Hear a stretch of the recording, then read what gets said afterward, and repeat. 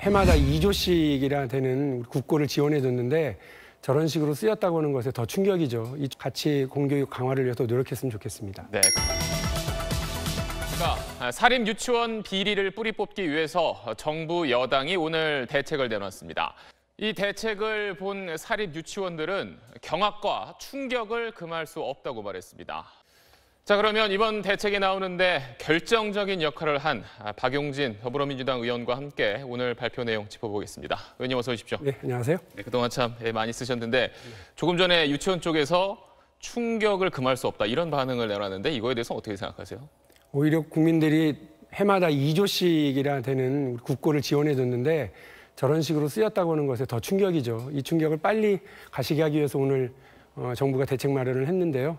우리 유치원 측에서도 좀 협조를 하고 같이 공교육 강화를 위해서 노력했으면 좋겠습니다. 네, 그럼 지금 오늘 나온 내용을 조금만 짚어보면 네. 먼저 이제 국공립 유치원 숫자 늘리기로 한 거 우선 학부모들 입장에서는 좋을 텐데 당장 이 돈이랑 어디에 지을지. 원래 문재인 정부 들어서면서 40%까지 국공립 비율을 높이겠다는 것이 공약이거든요. 네. 이 상황을 국민들이 확인하고 분노하기 시작하니까 원래 내년에는 이제 앞서 리포트를 통해서 보도가 됐습니다만 네. 500학급 정도를 더 충원하려고 그랬는데 그 2배로 하고 1년을 더 당겨서 하겠다고 하는 계획이거든요. 네. 물론 여러 가지 편차가 있고 그렇습니다만 다양한 방식으로 일단 폐원하는 경우는 매입을 해서 국공립 전환하고요. 또 병설 유치원도 또 한설 유치원도 작은 소규모 유치원을 하는 다양한 방식들을 총동원해야 할 상황입니다. 어쨌든 40%가 아니라 그 이상으로라도 국가가 자기의 의무를 다해야 된다고 생각을 합니다. 투명하게 하고 감사를 강화하겠다고 하셨는데 전국 사립 유치원이 4,200개인데 지금 감사 시스템으로 과연 다 가능할까 이런 좀 걱정의 목소리도 있던데요. 사실 생각해보면 불가능하죠. 그리고 제가 지금 공개한 것도 전체 유치원의 4분의 1밖에 되지 않는 숫자라고 네. 하는 게 충격적인 일이었거든요.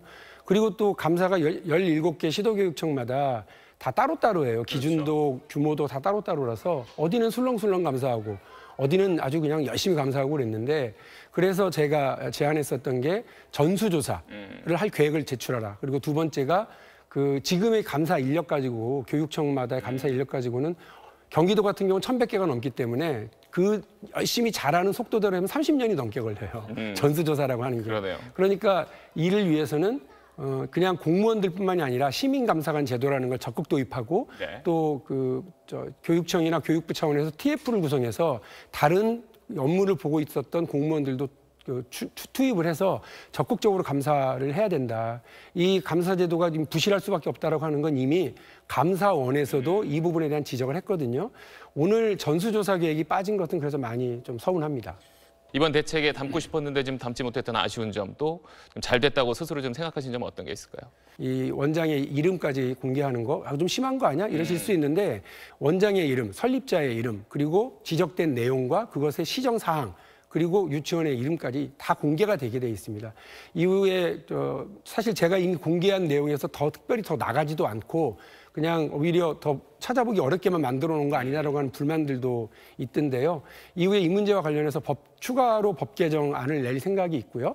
또 하나는 유치원 측에서 어떻게 대응하는지를 보고 사실은 지금은 감사 결과를 공개한 거예요. 네. 또 다른 행정 조치가 있습니다. 그 결과를 보면 더 놀라실 거예요. 제가 그거를 공개할 건지 말 건지를 유치원 측의 입장과 태도를 보고서 결정해서 알려드리도록 하겠습니다. 네, 알겠습니다. 우리의 미래인 아이들을 볼모로 더 이상 비리가 반복된 일은 없었으면 좋겠습니다. 의원님 오늘 말씀 잘 들었습니다. 예, 끝까지 같이 해주십시오. 네, 감사합니다. 말씀 잘 들었습니다. 오늘 이제 정부 대책이 나왔고 이제 박 의원께서도 여러 가지 법안도 이제 지금 내놓으신 네. 걸로 알고 있는데 당장 학부모님들은 당장에 내년에 우리 아이가 어떻게 되느냐 불안해하시거든요. 지금 네. 상황은 어떻게 보고 계십니까? 오늘 발표한 정부 대책안에 좀 눈여겨보셔야 될 것이 있는데요. 예전에는 찾아볼 수 없었던 행정조치 이외에 2가지가 있습니다. 예. 하나는 공정거래법 26조 사업자단체 금지 행위를 적용하겠다라고 하는 되게 단호한 입장이고요. 그리고 두 번째가 임의 폐원. 그러니까 자기 마음대로 그냥 유치원 문 닫고 휴원해버리고 이렇게 하겠다고 그러면 네. 이거를 유아교육법 위반으로 해서요. 형사 처벌이 가능한 걸 적용을 하겠다는 겁니다. 그러니까 예전에는 그냥 모집 정원수를 줄이겠다든지 이런 정도로 끝났는데 지금은 정부가 아주 야무진 각오를 하고 나섰다는 거고요. 예. 우리 여당 쪽에서도 이번에 만일에 다시 한번 우리 공교육을 흔드는 행위들을 집단 행동을 하게 되면 본때를 보여줘라 이렇게 하는 것이 저희들의 주문입니다. 제가 비록 여당이지만 예. 이 문제가 잘 마무리될 때까지는 집권 야당이다 이렇게 생각하고 이 문제에 대해서 좀 이제 계속 질책을 하고 재촉을 할 생각인데요. 장기적으로는 제가 제출한 박용진 3법, 사립학교법, 유아교육법, 예. 학교급식법을 이번 정기국회 안에 개정해내야 장기적인 변화, 근본적 변화가 가능하고요. 정부가 이러저러한 대책들을 내놨으니까 지금은 정부가 행정조치를 할 수 있는 일들이 제대로 될 수 있도록 같이 협력하고 노력하겠습니다.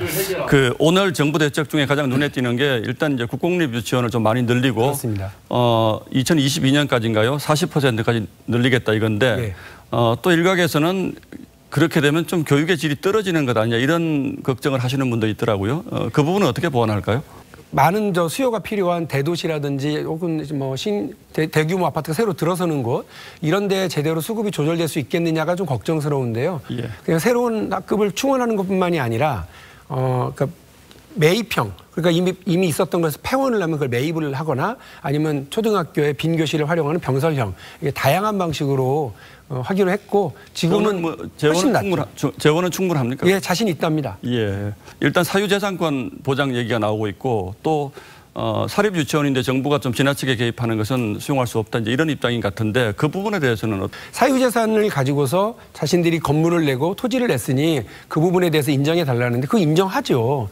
그러나 그분들이 유치원 운영을 위해서 이런 건물을 자기들이 가지고서 하는 것에 대해서 합의를 하고 했는데 이제 와서 건물과 땅을 사용하는 것을 공적 사용료를 따로 또 국가로부터 받겠다는 거예요. 예. 이게 어떻게 말이 됩니까? 택시 개인 사업자들로 다 운영해서지만 택시라고 하는 게 우리 어떻게 보면 대중교통 아니에요. 그분들에게 여러 세제 혜택도 드리고 뭐 LPG 가스도 상당히 싼 가격에 공급하고 합니다. 그러나 그렇다고 해서 그 택시를 사용하는 이유를 또다시 우리 국토교통부나 정부에서 지자체에서 그 택시 기사분들에게 따로 지급하지는 않잖아요. 예. 자기가 그걸 가지고 영업을 하는 건데. 예, 이런 사태 이 지경이 올 때까지 이를 방치한 교육당국의 책임이 저는 6대4, 7대3으로 더 크다고 봅니다. 예. 그 부분과 관련해서 책임질 사람들이 있는지 없는지 이후에 계속해서 제가 파악하고 국회에서 입법부 역할을 더 강화하도록 하겠습니다. 예, 잘 알겠습니다. 여기까지 듣겠습니다. 자, 고맙습니다. 감사합니다. 예.